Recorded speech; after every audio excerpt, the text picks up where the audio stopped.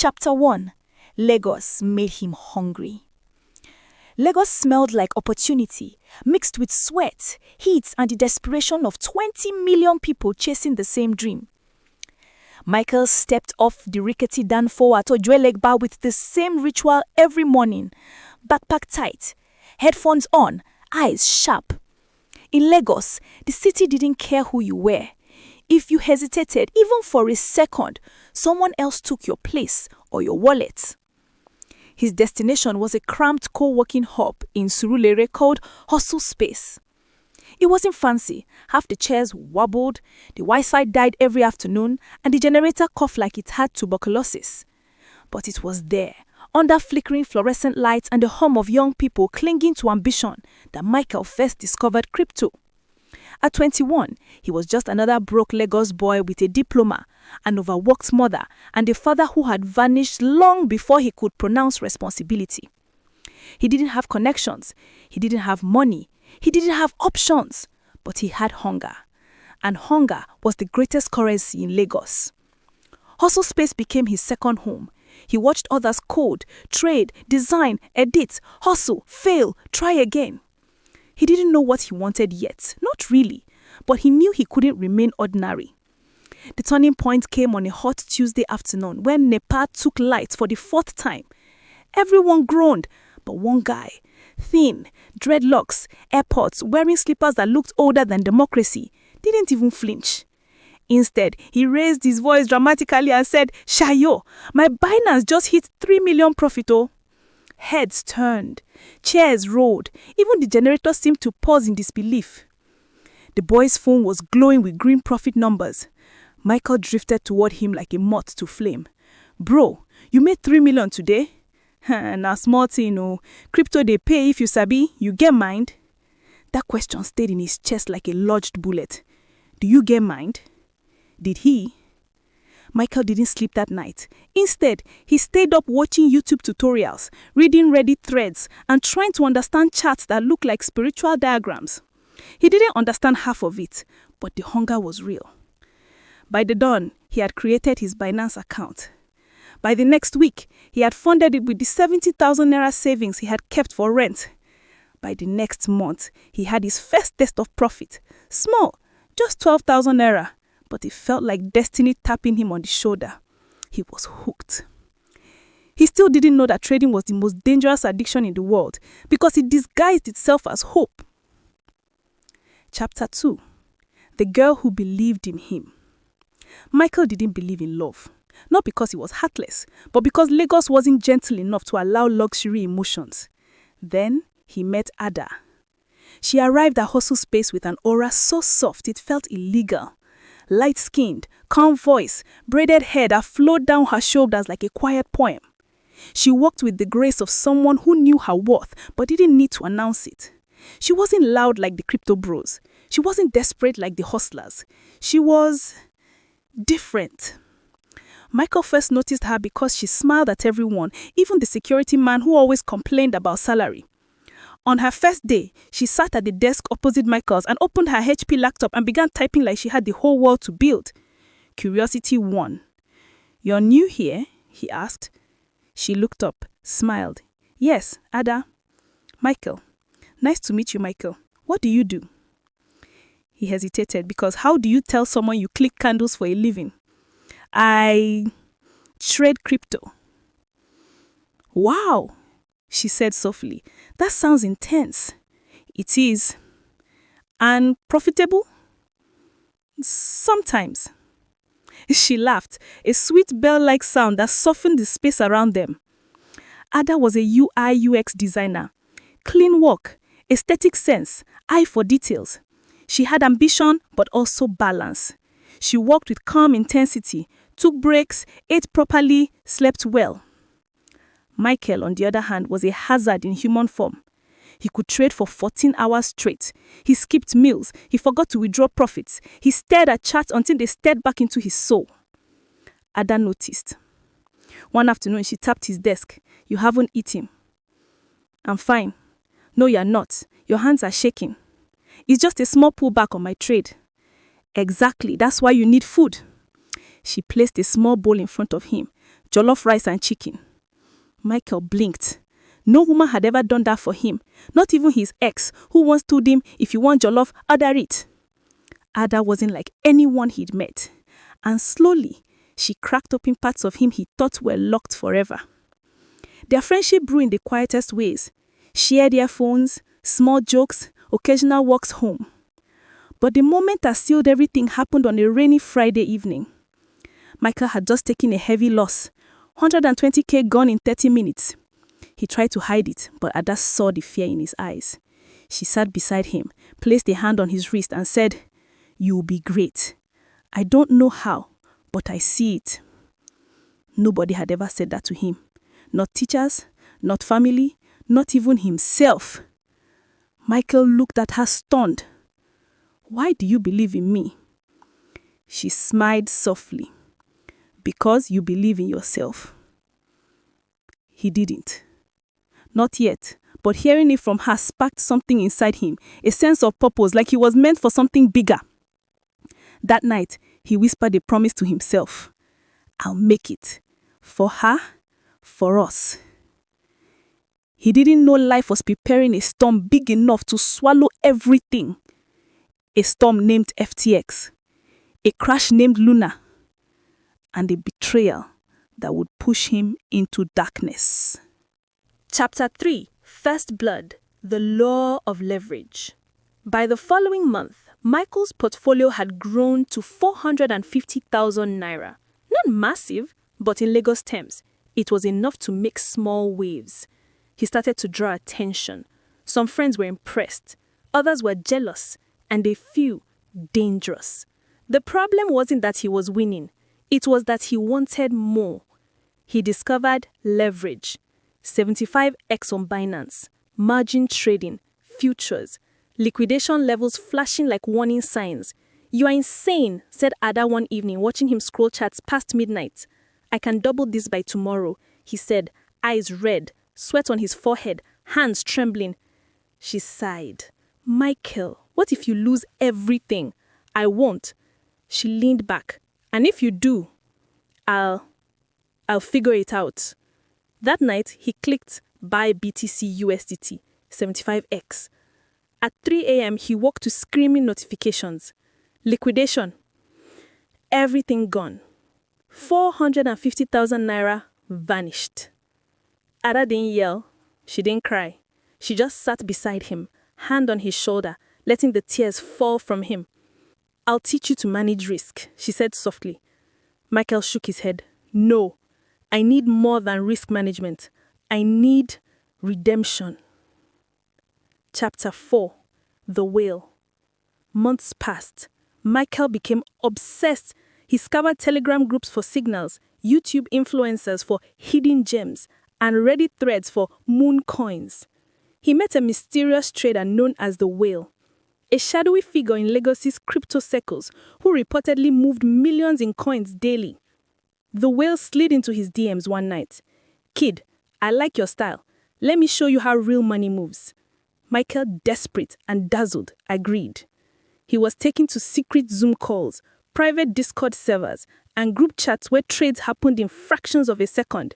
At first, it was a dream. Coins mooned, signals hit. Michael's wallet exploded to 2.7 million naira. Ada was cautious. "This feels too fast, too perfect. People like this, they don't exist." Michael ignored her. He was hooked. The rush of winning, the dopamine, the endless chats blinking like neon promises.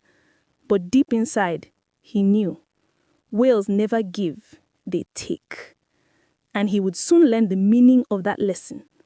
Chapter 5, Love and the Crash. Michael and Ada's relationship grew. He bought her a laptop, a designer bag, and sometimes took her to Lekki for dinner. But his obsession with crypto came at a cost. One night, Ada confronted him. "You haven't been yourself. I haven't seen you eat, sleep, or talk to me properly in weeks.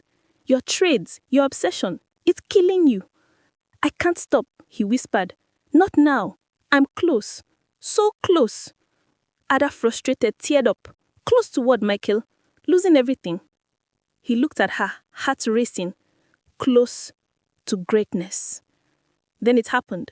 The lunar crash, a historic event that wiped billions off the crypto world. Michael had over-leveraged. 60% of his portfolio vanished in minutes. Ada screamed when she saw his screen. "Michael, stop! Withdraw!" But it was too late. 1.2 million naira gone. Michael sank into a dark pit of guilt and despair. The state outside continued hustling. The streets of Lagos didn't wait. He blamed himself. He blamed the whale. He blamed everyone except the one person who still believed in him. Ada. She stayed, silent, steady, unwavering. "Michael, you are not done yet. You can still come back." Chapter 6. Hitting rock bottom. Weeks passed.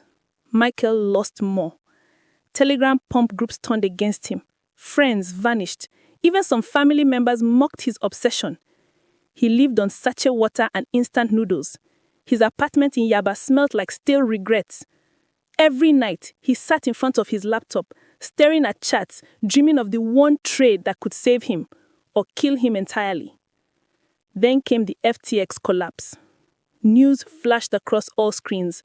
Billions lost. Trading accounts frozen. Dreams evaporated. Michael's portfolio, already crippled, was now 98% decimated. He couldn't sleep, couldn't eat, couldn't breathe. Ada didn't leave. She sat on the couch, holding his hand, tears streaming silently. "Michael, you can't trade your way out of this. You need a plan, discipline, patience." Michael laughed bitterly. "I've never had patience." She squeezed his hand. "Then you learn." Chapter 7. Rebuilding from ashes. Michael didn't speak for days. He didn't check chats. He didn't answer messages. Ada left a plate of jollof on the table. Simple, warm, normal. For the first time in weeks, Michael ate slowly, carefully, mindful of the taste, mindful of the fact that food still existed outside of numbers.